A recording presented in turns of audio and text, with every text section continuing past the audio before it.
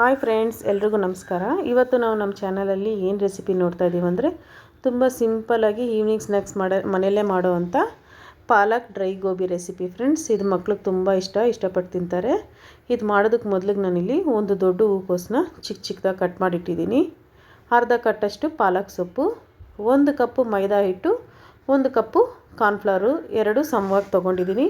ಉಪ್ಪು ನಿಮ್ಮ ರುಚಿಗೆ ತಕ್ಕಷ್ಟು, ಎಣ್ಣೆ ಡೀಪ್ ಫ್ರೈ ಮಾಡೋದಕ್ಕೆ 1 ಟೀ ಸ್ಪೂನಷ್ಟು ಮಟನ್ ಮಸಾಲ, ಅರ್ಧ ಟೀ ಸ್ಪೂನಷ್ಟು ಶುಂಠಿ ಪೇಸ್ಟು, ಅರ್ಧ ಟೀ ಸ್ಪೂನಷ್ಟು ಬೆಳ್ಳುಳ್ಳಿ ಪೇಸ್ಟು, ಅರ್ಧ ಟೀ ಸ್ಪೂನಷ್ಟು ಕಾಳು ಮೆಣಸು ಪುಡಿ, 6 ಹಸಿಮೆಣಸಿನ್ಕಾಯಿ ಖಾರಕ್ಕೆ. ಇದಿಷ್ಟೇ ಫ್ರೆಂಡ್ಸ್ ಇದಕ್ಕೆ ಬೇಕಾಗಿರೋಂಥ ಇಂಗ್ರೀಡಿಯೆಂಟ್ಸು. ಈಗ ಇದನ್ನ ಹೇಗೆ ಮಾಡೋದು ನೋಡೋಣ ಬನ್ನಿ.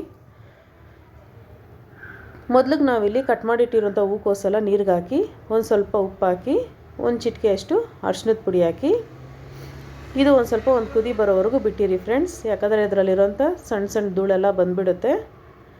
ಇನ್ನೊಂದು ಕಡೆ ನಾವು ಕ್ಲೀನ್ ಮಾಡಿಟ್ಟಿರೋಂಥ ಪಾಲಕ್ ಸೊಪ್ಪನ್ನ ಒಂದು ಪಾತ್ರೆಗೆ ಹಾಕ್ಕೊಳ್ಳೋಣ. ಅದ್ರ ಜೊತೆಗೆ ನಾವು ತೆಗೆದಿಟ್ಟಿರೋಂಥ ಹಸಿಮೆಣಸಿನ್ಕಾಯಿನೂ ಹಾಕ್ಕೊಳ್ಳೋಣ. ಇದನ್ನ ಹಾಕಿ ಒಂದು ಸ್ವಲ್ಪ ನೀರು ಹಾಕಿ ಇದನ್ನ ಚೆನ್ನಾಗಿ ಬೇಯಿಸ್ಕೊಳ್ಳಿ.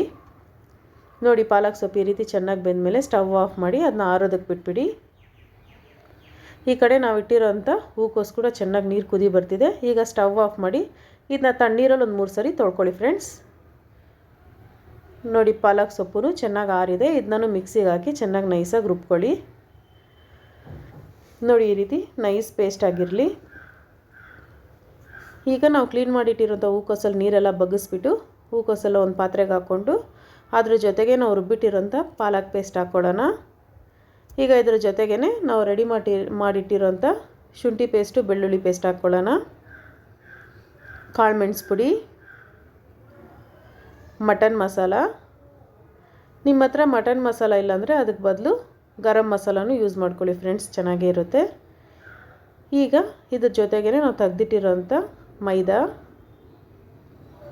ಕಾರ್ನ್ಫ್ಲವರ್,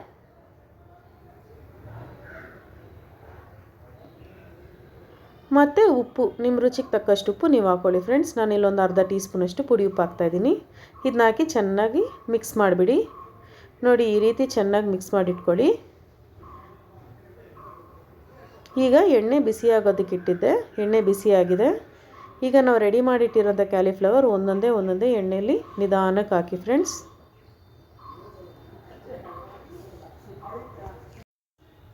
ನಿಧಾನಕ್ಕೆ ಒಂದೊಂದೇ ಬಿಡಿ ಎಣ್ಣೆಯಲ್ಲಿ. ನೋಡಿ, ಈ ರೀತಿ ಬಿಟ್ಟು ಇದನ್ನು ಒಂದು ಕಡೆ ಬೆಂದಮೇಲೆ ಮತ್ತೆ ಇನ್ನೊಂದು ಕಡೆನೂ ತಿರುಗಿಸಿ ಇನ್ನೊಂದು ಸ್ವಲ್ಪ ಚೆನ್ನಾಗಿ ಬೇಯಿಸ್ಕೊಳ್ಳಿ ಫ್ರೆಂಡ್ಸ್. ಇದಕ್ಕೆ ಕಾರ್ನ್ಫ್ಲವರು ಮತ್ತು ಮೈದಾ ಸಮವಾಗಿ ಹಾಕೋದ್ರಿಂದ ಚೆನ್ನಾಗಿ ತಿನ್ಬೇಕಾದ್ರೆ ಕ್ರಿಸ್ಪಿಯಾಗಿರುತ್ತೆ. ಈ ರೀತಿ ಅದರಲ್ಲಿರುವಂಥ ಬಬಲ್ಸ್ ಎಲ್ಲ ಸ್ವಲ್ಪ ಕಡಿಮೆ ಆದಮೇಲೆ ಈಗ ಇದನ್ನು ತೆಗೆದು ಸೈಡಲ್ಲಿ ಪ್ಲೇಟಲ್ಲಿ ಇಟ್ಬಿಡೋಣ ಫ್ರೆಂಡ್ಸ್.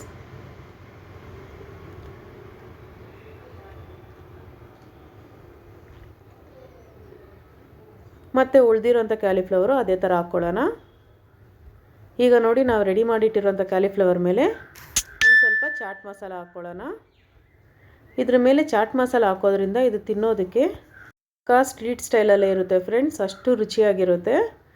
ನಿಮಗೆ ಈ ರೆಸಿಪಿ ಇಷ್ಟ ಆಗಿದರೆ ನಮ್ಮ ವಿಡಿಯೋನ ಲೈಕ್ ಮಾಡಿ, ಶೇರ್ ಮಾಡಿ, ಕಮೆಂಟ್ ಮಾಡಿ. ಮರೀದರೆ ನಮ್ಮ ಚಾನಲ್ನ ಸಬ್ಸ್ಕ್ರೈಬ್ ಮಾಡ್ಕೊಳ್ಳಿ ಫ್ರೆಂಡ್ಸ್. ನಿಮ್ಮ ಸಪೋರ್ಟ್ ಯಾವತ್ತೂ ಹೀಗೆ ಇರಲಿ. ಧನ್ಯವಾದಗಳು.